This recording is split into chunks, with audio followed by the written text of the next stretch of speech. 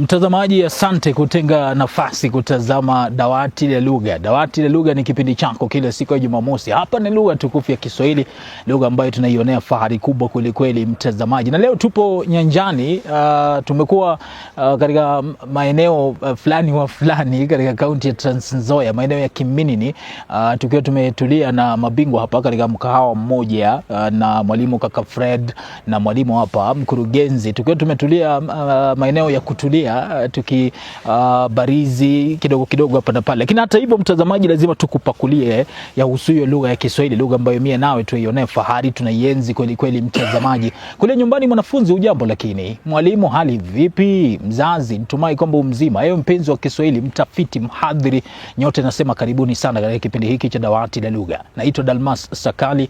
Kwa kawaida huwa ninaye rafiki yangu Palinyang Billy Gabriel ambaye leo hayupo, na umbaradhi kutokana na hilo. Asante Hiran Mugaisi upande ule wa pili. Bwana mkurugenzi, hali vipi? Mambo super solizeli. Mambo safi Saidi Elojina. Naona kwamba wamenitia na kuniweka mahala ambapo ni angafu kweli, tulivu, na tena kula na kunywa tu ndio msamiati wa hapa. Naam. Naona Kiswahili kinalipa kweli. Kama tuna uwezo wa kutulia mahali kama hapa kwa raha zetu, maanisha Kiswahili chalipa kweli. Naam, Kiswahili ni pato, na jinsi ninavyosema kwamba wengi wanasema na kunena katika lugha ya Kiswahili ili angalau waandike vitabu na wengine wakaweze kutunga nyimbo, na ndipo hasa tunasema Kiswahili kinalipa. Naam. Na tukasema kitukuzwe na wengine wakisema kwamba Kiswahili kitukuzwe japo sasa kiongelewe kisanifu. Naam. Mtazamaji, hapa hii leo tunaangazia mada ambayo inatainiwa pale darasani. Nitakuwa na mwalimu kaka Fred katika sehemu ijayo, lakini kwa sasa natamani tuzungumzie masuala ya fasihi andishi. Vile vitabu mbalimbali tahiniwa, wazungu wanasema set books. Tutakuwa na vijadili hapa pamoja na bwana mkurugenzi ambaye ni mwalimu wa shule ya upili. Tunazungumzia jinsi ya kujibu maswali mbalimbali katika fasihi andishi. Yale maswali ya dondoo, maswali mbalimbali ya wahusika, maswali mbalimbali yanayohusu maudhui, maswali mbalimbali yanayohusu dhamira. Maswali hayo yote tutakuwa tunazungumzia hapa, mbinu za lugha na kadhalika. Japo tutakuwa tunazungumzia kijumla ni mambo gani unafaa kutilia maanani wewe mwanafunzi wakati unajibu maswali mbalimbali katika sehemu ya fasihi andishi. Bwana mkurugenzi, tuzungumzie sehemu ya fasihi andishi, na naanza na swali la jumla. Naam. Sehemu hii ni sehemu ambayo unaweza ukailinganishaje na sehemu nyingine za Kiswahili? Kuna wale wanahisi ni sehemu mboga, kuna wengine wanasema kwamba ni sehemu ambayo inahitaji kumakinika, wengine wanasema sehemu nzuri kwa sababu hakuna kutainiwa mambo ya sarufi, hijai, makosa yale na kadhalika. Sehemu hii unaweza ukaisawiri vipi wewe?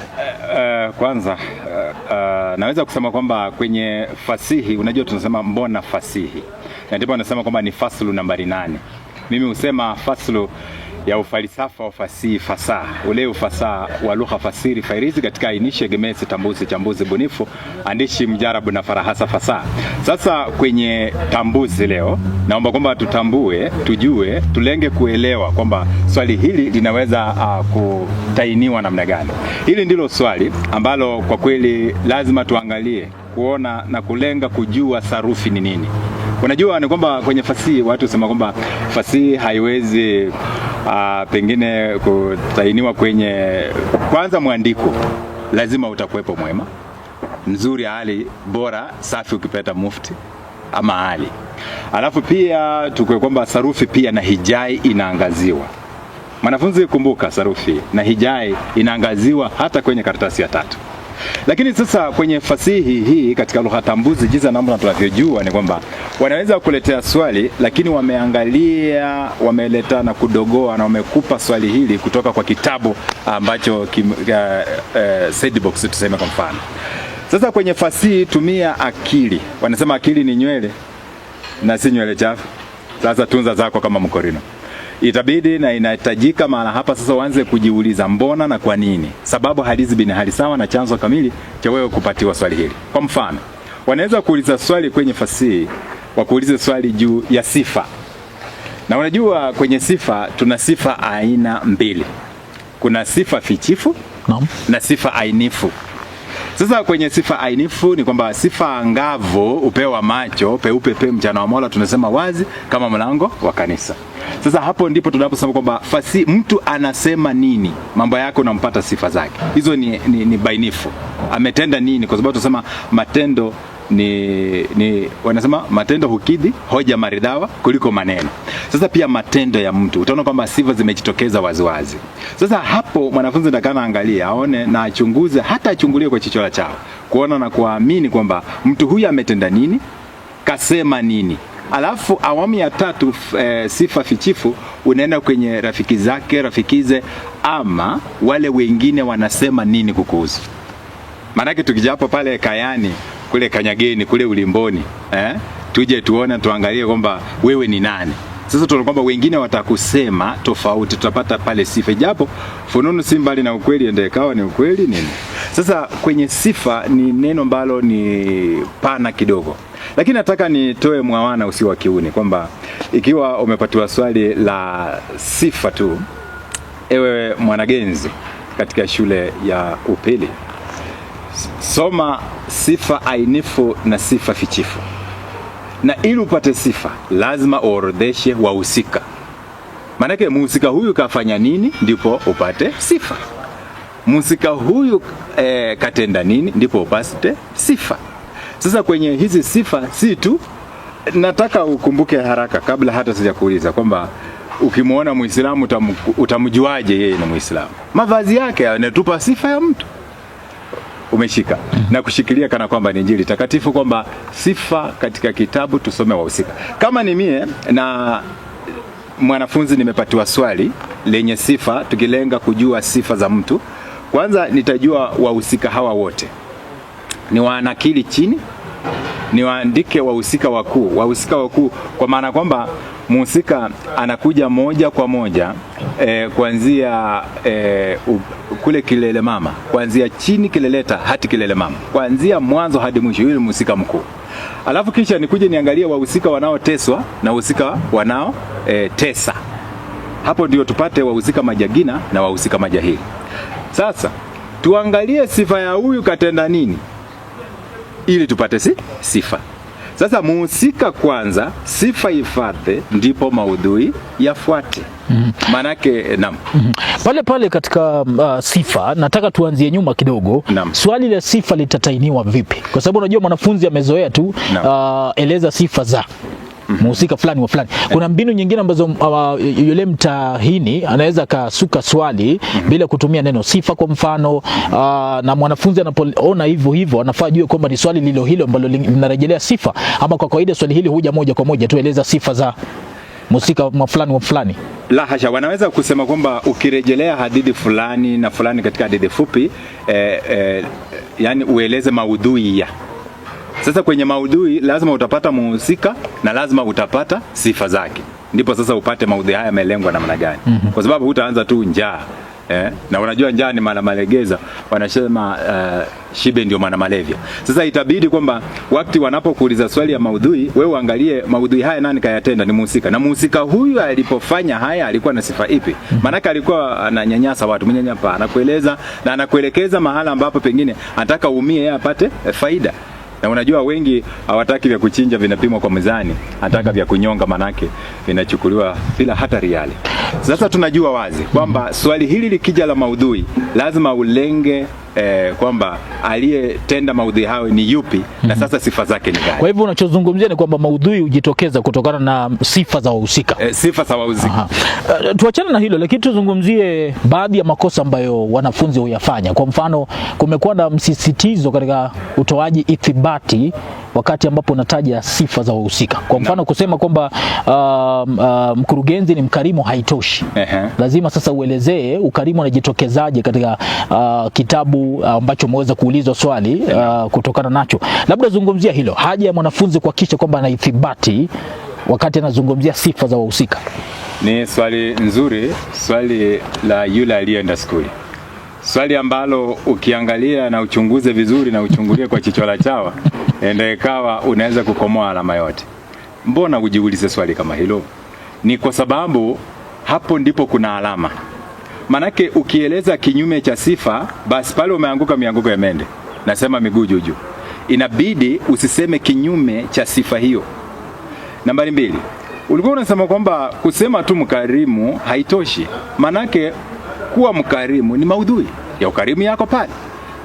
Sasa hayo ni maudhui na unataka useme sifa, sema alitenda nini. Sasa pale ndipo tunapopata sifa za mtu. Lakini waje tuende njia mkato, ngawaje kupotea njia ni kujua njia mbili uliyopotelea na ile utakayoonyeshwa. Tuseme tu kuna kutaja na kueleza.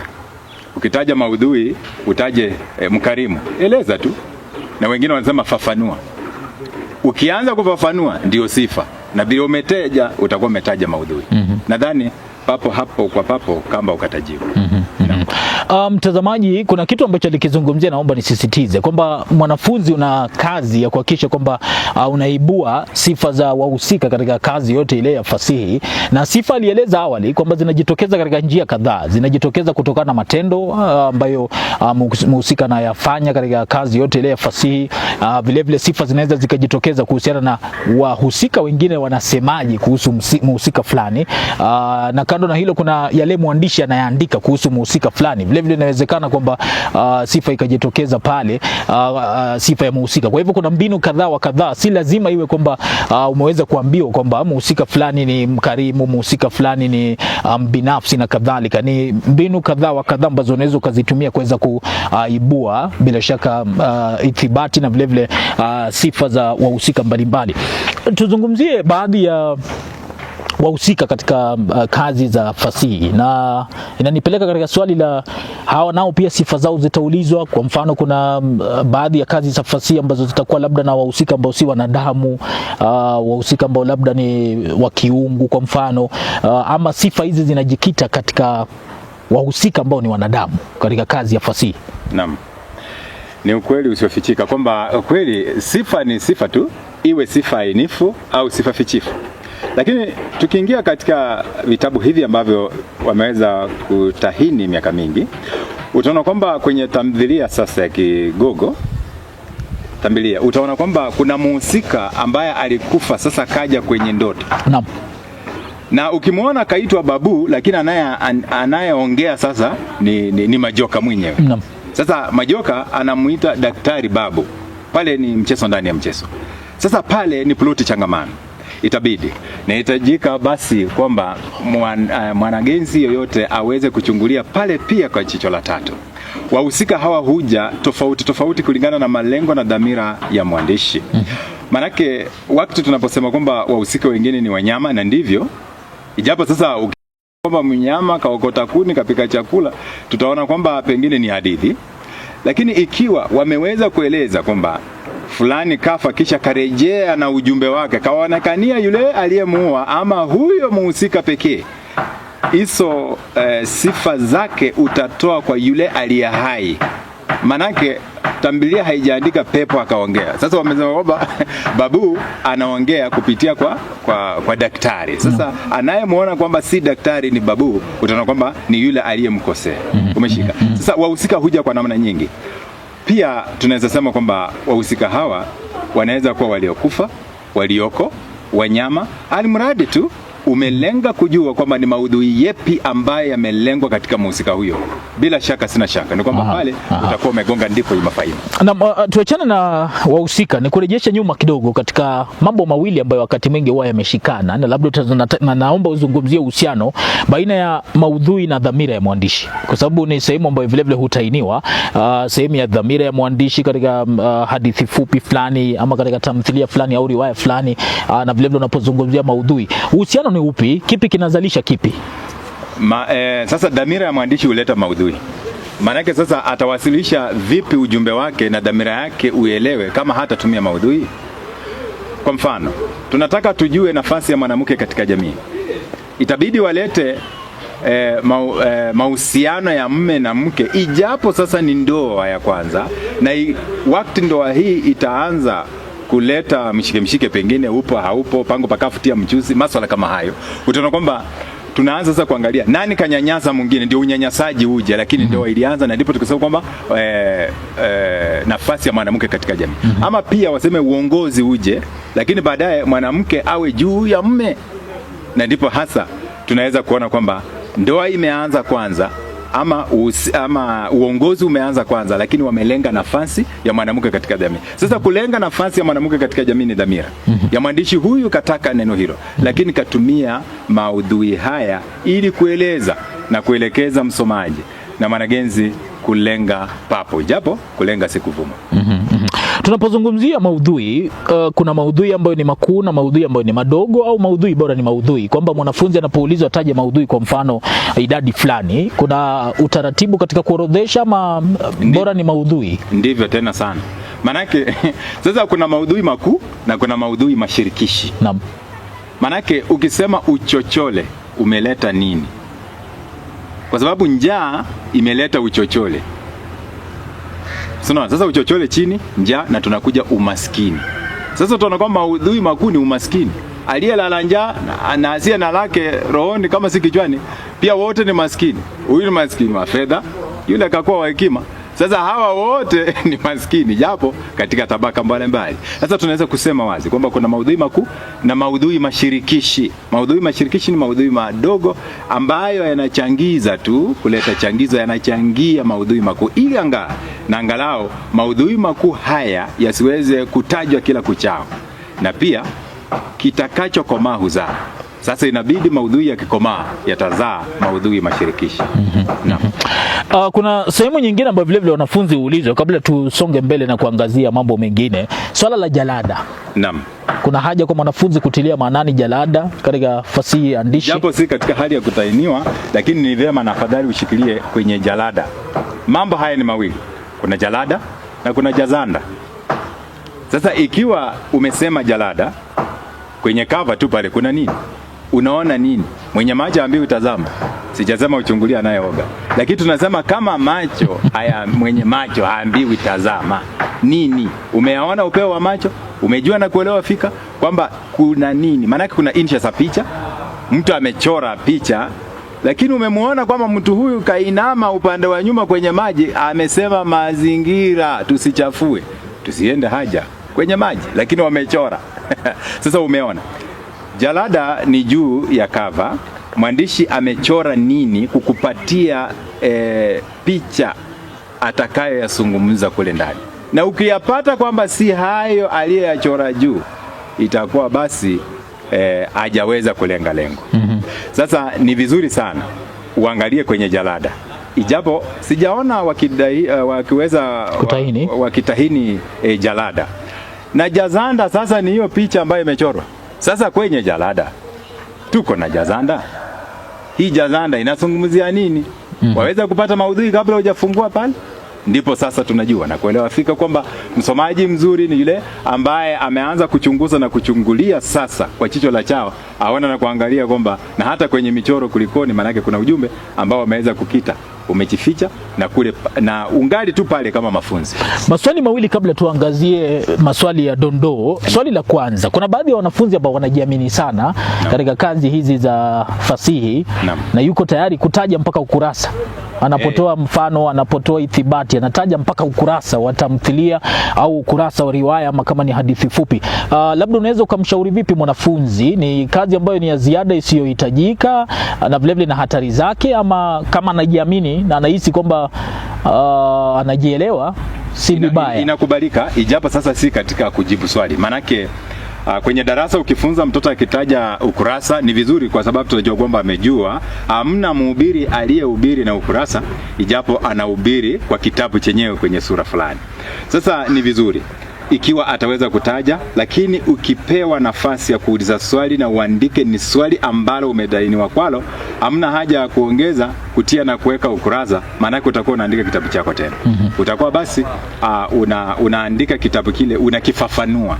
Sasa pale hawajahitaji ufafanue, watakuwa tu wametaka kwamba uweze kuandika. Lakini mwalimu anaweza kutaja ili hata wanagenzi na wao pia waende pale pale na wasome, washike na kushikilia sasa kana kwamba ni Injili takatifu. Eleza mbinu ambazo mwanafunzi anaweza akatumia ili kuepuka tatizo la kuchanganya wahusika katika vitabu tofauti. Ni changamoto ambayo huwepo sana, hasa zaidi katika vitabu hivi tainiwa ama teule. Wakati mwingine unapata kwamba majina ya wahusika yanakaribiana japo katika vitabu tofauti. Kwa mfano, unapata mwanafunzi amechanganyikiwa, ana hoja nzuri, anaelewa anachokisema, lakini amechukua mhusika katika tamthilia akamleta katika riwaya, akachukua mwingine katika riwaya akapeleka katika hadithi fupi. Ni mbinu gani ambazo mwanafunzi anaweza kutumia ili kuhakikisha kwamba hachanganyikiwi na kuchanganyika unaporejelea wahusika katika vitabu mbalimbali? Ni kusoma. Asiyesoma atachanganya. Usisome mara moja, usisome vitabu kwa kuchanganya. Soma kitabu cha kwanza umalize kwanza, andika wahusika chini, soma mara 10 ndio ufungue tena kitabu kingine. Mwalimu atakaye kuja afungue Kigogo, afungue Jozi la Kheri kwa juma hilo hilo, mtoto bila shaka, sina shaka ni kwamba atachanganya. Kuna yule vingi semi wapi, lakini nadhani ni hapa duniani. Utapata kwamba mwalimu mmoja ameweza kupatiwa kitabu kimoja, mwalimu mwingine akapatiwa kitabu kingine, mwalimu mwingine akapatiwa kitabu kingine, ili hawa walimu watatu waje wafunze mwezi huo vitabu hivi vyote. Sasa utaona kwamba watoto wataweza kuchangamanika. Na kama mwanagenzi pia ameweza kusoma kitabu hiki yeye mwenyewe, naona ni afadhali. Ni afadhali hata Said Alojina akuwa akisoma mara ya kwanza, asome mara ya pili, akisoma mara ya tatu aanze kuandika wahusika na washikilie kwanza, ndipo aingie katika maudhui. Kwa mfano, utapata sifa ya mtu vipi kama hujamwandika chini? Andika kwa mfano andika tu jina lolote pale ndani, alafu uandike pale sifa zake mbele. Na wakati utakapofanya hivyo utakuwa unajua wahusika. Utachanganya wahusika, manake huku kusoma kwa sababu ulisoma na huku soma ukaelewa, ulielewa lakini huku nakili chini. Na kila shaka tunasema kwamba kusahau ni hulka ya kila binadamu. Nako kusahau hakuna ujanja, ngawaje kusahau ni dawa ya wacha. Mtazamaji, inanikumbusha swali linalofuatia, linanikumbusha mwaka 2009 kwa wale waliofanya mtihani wa kitaifa mwaka huo. Wanafunzi wengi mwaka ule hawakufaulu katika Kiswahili kutokana na kwamba kulitokea swali la dondoo ambalo halikutarajiwa. Ilikuwa inahusu shoka, selume ama majina kama hayo. Swali la dondoo ni kiwango gani cha umakinifu mwanafunzi anahitaji? Kwa sababu kuna yule mwanafunzi ambaye hatarajii viwango fulani, hatarajii kwa mfano dondoo kutoka katika ndoto katika kitabu fulani, hatarajii dondoo kutoka katika wimbo au shairi katika labda kitabu fulani, labda hatarajii hata dondoo kutokea katika ile kisengere nyuma, anatarajia kwamba dondoo liwe la moja kwa moja. Ni kwa kiwango gani mwanafunzi anafaa kujitayarisha kwa swali la dondoo katika vitabu hivi? Ni kusoma kitabu. Manake kwenye dondoo kama haukusoma kitabu hamna jinsi namna utakavyofuzu na kufaulu swali hilo. Manake dondoo lazima ujue tu msemaji, msemewa, mahala, alafu kisha kulijiri nini? Hitimizo. Sasa kama haukusoma kitabu, bila shaka dondoo hautaweza kufaulu. Heri msojadaribu, utaanza kukisia tu, alafu kisha waanze kuona kwamba fununu si mbali na ukweli, na kisha upate kidogo. Lakini kwenye dondoo itabidi tu usome kitabu. Na dondoo, mbona waseme dondoo? Wameweza kudondoa tu maneno machache ya mtu fulani. Kama wewe uelewi mambo haya yalisemwa na nani, wakiwa wapi, akimwambia nani, na hitimizo lilikuwa vipi, hauwezi feli ya kwanza ukapata la pili, utafeli yote tu. Sasa dondoo ni swali ambalo nahitaji mwanafunzi asome. Alafu pia mbona tunafeli sana? Najua ni kwamba kuna yule aliyesoma na kisha akatarajia mwalimu aingie darasani aseme kwamba tutarajie kuanzia sura ya kwanza hadi sura fulani dondoo itatoka pale. Nadhani kama utakuwa mtu wa kukisia tunasema kwamba ni kama mchezo wa gani? Tunasema betting Maanake wamesema tu sura ya 3 hadi sura ya 8 tarajia dondoo pale. Wengi weledi uingia pale ndani mwe na kusema, maanake alisema mwaka wa kwanza ikaja hivyo, wengi tukamwamini na tukamsadiki sakiki kwamba itakuwa vile. Soma kitabu, wacha kukisia, jiamini, uliza wajuao, fanya utafiti, na bila shaka chukua nafasi ya kujibu dondoo nyingi, ili angalau ukipatiwa ya mwisho usiweze kutetemeka, ugonge ndipo imafanya. Unapozungumzia msema na msemewa, naam, kuna wakati mwingine ambapo yule msimulizi pia inawezekana kwamba dondoo likaibuliwa kutoka kwa msimulizi, kwa kwamba kweli usiofichika. Mazungumzia hilo. Manake kulikuwa na kitabu kinaitwa Damu, lakini naye ni nyeusi. Hadithi ikasema mke wangu, si yani waliandika mke wangu. Sasa yule mwenye anasema mke wangu ni msimulizi, hata hakuweza, na sijawahi muuliza. Uwezi muuliza, manake yeye ni msimulizi. Sasa wakisema mambo haya, sema mke wangu, anayesema mambo haya ni msimulizi ambaye hajatajwa. Sasa huyo si msemewa, anaambiwa nani? Huyo ni msemaji tu kasema. Dondoo ufuata vivyo hivyo. Alafu dondoo itolewe kila mahala. Dondoo katika kitabu asipiti karibu 70 na kitu pale. Dondoo. Manake wale wanao tahini wanajaribu kuangalia hapa kulijiri nini. Kwa mfano, mmoja akimkaribia mwingine, pale pale dondoo hutokea. Mtu akitekeleza mahafa, pale pale penye shida iko, dondoo hutokea pale. Penye penzi liko, dondoo hutokea pale. Watu wakikutana wawili wasiopendana, dondoo hutokea pale. Dondoo hutokea haswa kwa wahusika wakuu wakipatana na wale wahusika wasaidizi. Mhusika mkuu kasema nini, kamwambia yule mwingine nini, dondoo hutokea pale. Sasa dondoo ni swali ambalo itabidi tufanyie utafiti, tuulize wajuao na tuseme saidi katika dondoo. Ni swali ambalo unaweza ukasema kwamba mwanafunzi anafaa kuliepuka, hasa zaidi unapotokea kwamba sehemu ya kwanza inazungumzia dondoo na kisha sehemu ya pili ya swali inarejelea sehemu ya kwanza, kwamba kwa mfano eleza sifa za msemewa katika sehemu ya kwanza, na kisha sehemu ya chao sehemu ya tatu ikarejelea pia sehemu ile ya dondoo. Labda ni sehemu ambayo mwanafunzi anafaa kuangazia maswali yote yaliyo chini kabla ya kuweza kuamua iwapo atajibu swali hilo. Naam, na ndipo hasa hawaileti kwamba ni lazima. Wanaweza kusema umeugonga msumari na wake pia wajirudi. Mambo haya ni ya machoka. Umekonga msumari ndipo na wake pia wajirudi. Sasa utaona kwamba wanakuja katika sehemu ya cha, wanasema kwamba ukirejelea, unaona sifa za msemawa yule ama msemaji, wanarejelea sifa zake hata si yeye mwenyewe. Alafu kisha wanasema kwamba na katika tamthilia yote kuna uhusiano upi, yani ni kama mhusika alitaka kutaja na kuzungumzia nini katika tamthilia yote. Utaona kwamba anazungumzia ndoa kwa sababu amesema wake pia wajirudi. Unaona? Sasa utaona kwamba ni swali ambalo unaliona ni dondoo, na ni dondoo kweli kwa sababu utadondoa kila mahala ili anga kuja uunganishe, na utapata kwamba maneno ambayo unayaandika kwenye dondoo ni maneno kama 400 hivi. Sasa na mswaja daribo ungeliruka na uchukue mswaja daribo, ungeliandika kwa maana ya ise. Ungeliandika na pia ungelipata ni maneno tena 400 tu. Sasa aliyeuliza swali alijua mbona aulize swali.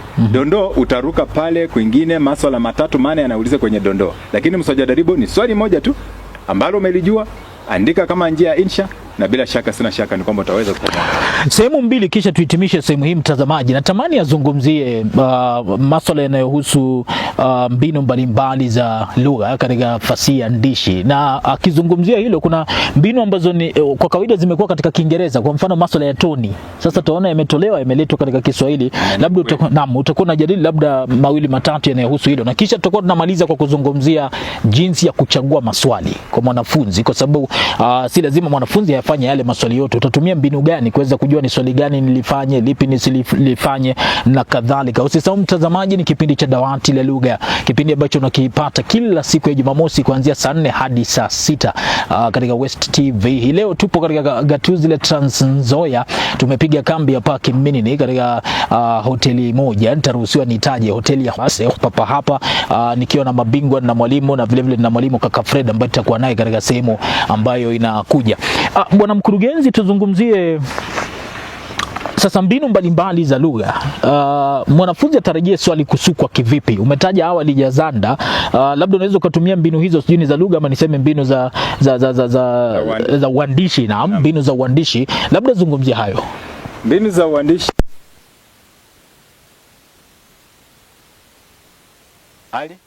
itabidi kwanza usome kitabu kile, alafu hatimaye wewe mwenyewe uanze kuangalia ni methali ipi imetumika ikiwa na malengo yapi. Manake kwenye hadithi wakisema tu kwa mfano mwiba utungiwa hapo ndipo utoke hapo, huyu ni mtu kapata shida na yeye mwenyewe kachitakia. Sasa hapo tunaweza kusema wazi ni kwamba kama methali imetumika, lenga pale kwamba kuna swali la mswajadaribu. Manake mbinu mojapo wametumia methali kuwasilisha ujumbe. Umesema pia kuna mbinu masuala kama ile ya toni, vile unasema sana sana mimi hujua toni kwenye shairi na wameweza kulileta. Utaona kwamba huyu alipokuwa akisema mambo haya ni mambo makavu, ni maneno ambayo aligonga ndipo alikuwa kakasirika, kasema kwa ujeshi, ama kasema tu katika hali ya kuliwaza, ama alikuwepo kwamba ana hasira kama si kinyongo. Sasa utaona kwamba hiyo ndio masuala ya toni, lakini sana sana toni naipata katika ushairi. Na tunapoangalia vizuri ni kwamba mbinu ambazo mwandishi anatumia mbinu nyingi sana. Wewe mwenyewe angalia, kuna wengine wanatumia hata tawakidi kwa maana ya milio. utaona kwamba waliwasili papara kwa hofu na gamu. Sasa anatumia hiyo njia ya vishindo, uone na uangalie vile watu walifika kila bila mpangilio. Sasa ni ukweli kwamba tunaweza kutumia tamadhali za lugha au fani za lugha, ijapo sasa hatuisemi fani au tamadhali za lugha, tunasema tu mbinu ya uandishi. Mwandishi alikuwa na dhamira fulani, akawa na maudhui fulani, lakini je, aliwasilisha aje? Unaona, mbinu yake ya uandishi, alitumia hii mbinu ya uandishi, alitumia nini kuwasilisha ujumbe? Manake unataka kumkanya mtu kila kuchao na asikii, utampa methali. Sasa yeye amewasilisha methali, hataki kusema awe yeye anatumia pale methali. Sasa vitabu uangalie ametumia nini, kwa sababu pia anaweza kutumia tashihoji tashihoji, ama pia aleta tamthilia ndani. Utaona kwamba mmoja anaongea, mwingine pia anajibu, anatumia mbinu kama hizo. Sasa hizo mbinu zote ambazo anaweza kutumia, pale ndipo kuna dondoo. Umeona? Na uelewe kwamba mwandishi awezi kuleta mambo haya yote kwa hali ya umoja, haleti kwa pamoja, ataweza kuyaweka mahala tofauti. Kwa mfano, akitumia nahau, umeugonga mshumari, sio pale ni msemo. Sasa atakuwa ametumia msemo kuwasilisha ujumbe wake. Sasa utaona kwamba ni mbinu tu, mimi naweza kusema tu ni hizo mbinu tu, halizi binali sawa ambazo watu hutumia katika hali ya uandishi. Lakini sasa yeye ametumia nahau kuwasilisha ili mambo haya yasiwe yake. Manake ikiwa yake itabidi tumuulize. Lakini sasa yeye katumia ili tujue kwamba pia yeye ni mwandishi na ana mbinu ya uandishi, manake alisoma na ametoka skuli. Kama methali si yake, ametumia methali ambayo ni ya wengine. Sasa hiyo ni mbinu yenye alitumia. Pia ametumia nahau, ametumia hiyo mbinu ambayo si yake, ni mbinu nyingine. Lakini tulenge kujua kwamba alitumia mbinu hiyo kuwasilisha ujumbe wake. Tumalize na ni mbinu gani ama vigezo gani mwanafunzi anafaa kuzingatia wakati anaamua ni maswali yapi ambayo atayajibu wakati anachagua yale maswali? Nimefurahi kwamba tumetoa mfano wa maswali ya dondoo, kwamba mwanafunzi asifurahie tu kwamba anaona alama 4 katika sehemu ya kwanza, aangalie vile vile sehemu ya ba na cha kama ipo, labda hadi da na kadhalika. Sasa ni vigezo gani nafaa kutilia maanani wakati naamua ni maswali gani ya fasihi andishi ambayo nitaweza kuyajibu? Naam, unajua kila mtu uchipima na hakuna anayejidanganya mwenyewe. Itabidi na ujue kwamba wewe ni mzuri na mwema katika uandishi, unaweza kuandika vizuri. Je, una makosa ya sarufi na hijai hata saidi ambayo umekuwa ukiyafanya? Chipime, chipeleleze, chitambue. Jiona, ujiangalie kama kweli utaweza, na ndipo utachukua swali la mswajadaribu. Lakini kama wewe katika hali ya uandishi haujashika na kushikilia vizuri, mambo haya na kukwepa kidogo, ingia kwenye dondoo. Lakini swali ni je, dondoo hili kalielewa? Kama hukusoma kitabu kaelewa dondoo, naomba pia tafadhali usichukue dondoo, manake endekao utakoboa alama chache zaidi ama hata nunge bin sufuri, kwa sababu dondoo ukifeli ya kwanza, utafeli ya pili na utafeli hata kwenye cha, kwa sababu haujaelewa lote. Kwa sababu wakati tumetoa ya kusema sijui umeugonga mshumari, na wamesema kwamba mwandishi alikuwa anazungumzia swala gani katika dhambilia nzima. Na utaona kwamba atakuwa amezungumzia mambo mengi sana pale, lakini alikuwa amezungumzia ndoa. Alafu sasa uanze kusema kwamba fulani kampenda fulani kamuoa fulani. Utaona sasa ni masuala mengi ambayo atakana uelewe. Na kama hauelewi masuala na mambo kama hayo, utaona kwamba pale umetonga yai binenumi. Lakini ni afadhali ungelichukua mswajadaribu, pengine wamesema tu muiba udungi wapo ndipo utoke hapo. Na wewe unaona nani katekeleza nini wapi na maafa yakampata. Sasa utaona kwamba pale ni afadhali. Lakini je, umefanya mazoezi? Unajua kuandika na unaandika vizuri? Umesoma kitabu kakielewa? Unaweza kushika wahusika? Unaweza kutaja masuala na mambo haya yalikuwa yanabadilika vipi? Si lazima ukurasa, si lazima sura, lakini unaweza kusema tu na ueleze masuala na mambo yako vizuri. Pale bila shaka utaweza mwenyewe kujua ni wapi ndio wapi. Asante bwana mkurugenzi. Japo wakati mwingine nimesikia malalamishi mengi tu kuhusiana na Chozi la Heri. Naam. Kwamba kitabu kizuri kweli, riwaya nzuri, lakini zile mbinu zilizotumiwa ni kana kwamba ni vijihadithi katika hadithi, kwamba ni hadithi nyingi kweli kweli ambazo zimerundikwa pamoja na kulazimisha ile riwaya, kiasi kwamba baadhi ya wanafunzi na hata walimu wanalalamikia kwamba waandishi walikuwa wengi sana. Sasa vipi nijihami mie mwanafunzi ambaye nataka kupasi mtihani katika riwaya kama hii Chozi la Heri ambayo ina wahusika wengi kweli kweli? Naam, wahusika wakiwa wengi ni vizuri, manake matatizo ndio watu na ndio dunia. Sasa ikiwa kuna matatizo mengi pale kwenye wengi wakafa, sasa mtu akifa asizaliwe mwingine. Sasa ni ukweli tu, hicho kitabu ni kizuri hata Saidi, na kuomba kwamba ikiwa umekisoma rudia na urejelee tena. Manake watu wanataka kusoma ploti sahili, mambo yanaenda sahili kwa wembamba, lakini si ploti changamana. Hadithi nyingine iingilie kati, tuibue nyingine pale. Utaona kwamba ukifika kwenye sura ya 8 pale, basi akili zitakeuka tope au ropota la pamba. Sasa utakuwa pale unapweteka pwete, manake unasoma ni kama majina mengine yanataka kujirudia ama vipi. Sasa unabaki tu ujasufuria baada ya kazi. Mashafu yanaweza kususia kazi, na hata ulimi ukiita mizizi ukue kama maiti mbichi. Na hapo ndipo tunajua kwamba wewe haukuweza kuelekeza kalamu kwenye karatasi ukaandika wale ambao wameweza kuhusika. Wahusika hawa ukiwaandika wote, japo ni wengi sana, pengine hutaweza kuwataja, lakini jozi la kheri ni jozi ambalo kila mtu lazima awe nalo duniani. Manake chochote ambacho kimekufinya Saidi, siku utakapolia utakiachilia na utakuwa huru. Wajua, wakati mwingine nimekuwa nikiangazia baadhi ya walimu ambao wanategemea sana miongozo. Naam. Baadhi ya walimu wanawapotosha wanafunzi. Sijui kama unahisi hivyo au la, kwa sababu wanafunga zile fikra na akili za wanafunzi kuweza labda kuwa wabunifu zaidi, kutafakari zaidi, kutoa na kuibua hoja zaidi. Na baadhi ya miongozo vile vile imekuwa ikitajwa kwamba ni miongozo ambayo ni finyu mno, kwamba haitoi maelezo na vile vile inakuza ule uzembe. Labda zungumzia miongozo na vile vile ufundishaji, hasa zaidi unaporejelea fasihi andishi. Katika usemaji na usomaji wa lugha, kila mtu anaruhusiwa kunena na kueleza, akielekeza anayajua na kuyaamini huku akielekea. Manake unaweza kusema kwamba mwongozo umeandikwa na nani? Manake mtu yote ameruhusiwa duniani kuandika mwongozo. Wewe ukiketi sasa utoe mwongozo wa jozi la kheri, watu watanunua. Ulifikiri vipi?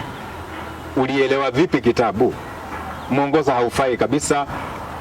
Na hata walimu wengine, lakini si wa hapa duniani, utaona kwamba mwalimu amechukua mwongozo, amepea mwalimu at subject prefect, anasema kwamba wewe ni kiranja wa somo hili, nenda uandike ubaoni, nenda wasomee waandike. Manake yeye amechoka hoi binitiki. Sasa yeye anakuepo tu akingoja mshahara. Sasa ninataka niseme wazi, peupe mchana mola kwenye dawati, kwamba ikiwa wewe ndio uliotekeleza hivyo, utakuwa basi umefanya dosari, taksiri kubwa sana. Na kwa sababu sheria ipo, itabidi wazi kwamba uache somo hilo, wengine wafunze. Kwa nini? Na mbona utumie mwanafunzi kwa kutogoa tu na kuchukua mambo kutoka kwenye miongozo? Mwongozo unakupa tu mwawana usio wa kiuni, na anakupatia picha si halisi bin hali sawa, ni chache tu, lakini ukisoma kitabu wewe utaelewa na utaandika mwongozo wako. Alafu pia kuandika hizi msajada hizo ni utaona kwamba mwalimu ashiki kitabu cha mwanafunzi akisomi, anapeana mwongozo kwanza, waandike kutoka kwa mwongozo, kisha aje akifafanua kama Biblia. Sasa utaona pale, hapo ndipo tutabaki kama jiwe la mtoni linalooka nusu. Asante bwana mkurugenzi, asante mtazamaji kwa kutazama Dawati la Lugha. Shukrani, endelea kutazama kipindi hiki. Hapa tunakuza lugha tukufu ya Kiswahili, tunaionea fahari kubwa kweli, na tunasema shukrani kwamba umetenga muda wako kutazama. Naomba uendelee kwa nasi, naona bado unanikonyeza. Nitakuwa mtofa nidhamu kuitimiza bila kumshukuru mwalimu mkuu wangu Hilary Kapchanga aka Africa. Anayeona na kutazama, anafuata na kufuatilia, anajua kwamba Beramu hufuata upepo, kumbe ndio bendera. Manake Beramu is the British flag. Inaitwa Beramu. Union Jack inaitwa Beramu hufuata upepo. Yaani bendera hufuata upepo. Ameona na ameangalia kwamba kweli ni vema, na afadhali zote tusome lugha ya Kiswahili, manake lugha ya Kiswahili ni pato jiza namna tulipoanza. Bwana Kapchanga afunza somo gani? Kiingereza. Kiingereza. Kiingereza na fasihi. Haya basi mtazamaji, naomba tuelekee upande wa pili kwa Hiran Mugaisi. Endelea kutazama Dawati la Lugha.